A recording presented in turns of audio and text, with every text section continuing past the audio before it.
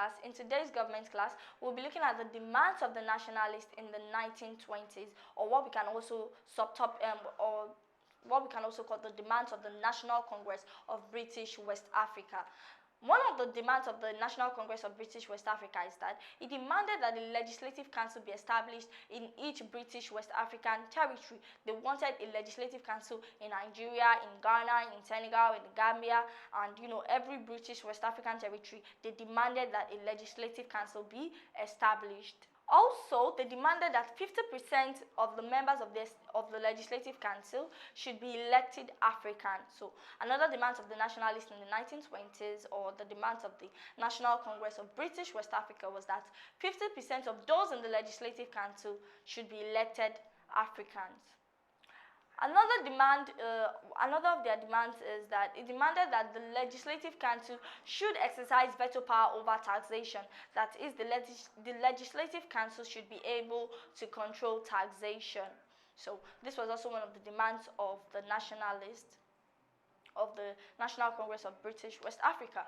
Another demand of the Nationalists in 1920, or what we call demands of the National Council of British West Africa, was that the judiciary should be independent of administrative control. So the judiciary should be independent of administrative control so that they can perform their duties without pressure, without being partial. So one of the demands of the Nationalists in 1920 was for the independence was that the judiciary should be independent and free of administrative control. Another demand was that they wanted the Africans and Europeans in the civil service. They demanded that Africans and Europeans in the civil service should be independent of administrative control.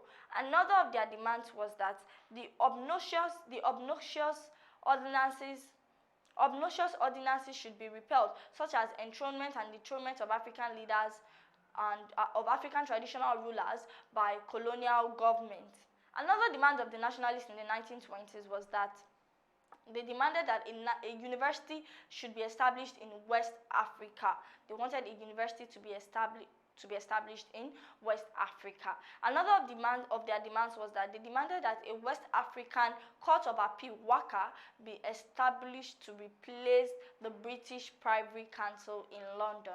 They demanded that a West African Court of Appeal be established to replace the British Privy Council in London. They also demanded provision of health and sanitary facilities. They demanded that there be provision of health and sanitary facilities in their colonies. Another of their demands was that they wanted a municipal government with about 75% African majority. They wanted local governments with 75% African majority to be established. Another of their demands was that they demanded that financial institutes for the colonies be established. They wanted their own. They did not want to be using the financial institutions of their colonizers. They wanted the development of their own financial institutions. Another of their demands was that they demanded for the repatriation of Syrians and Lebanese back to their countries. They demanded that Syrians and Lebanese, they be returned to their countries. They also demanded that qualified Africans should be appointed as judges and magistrates.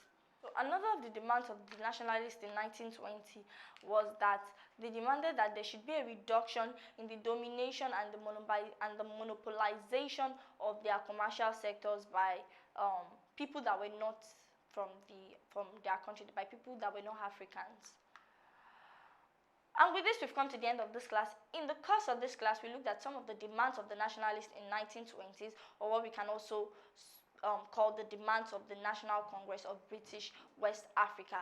In the next class, we'll be looking at the contributions of the National Congress of British West Africa, and I'll see you at the next class.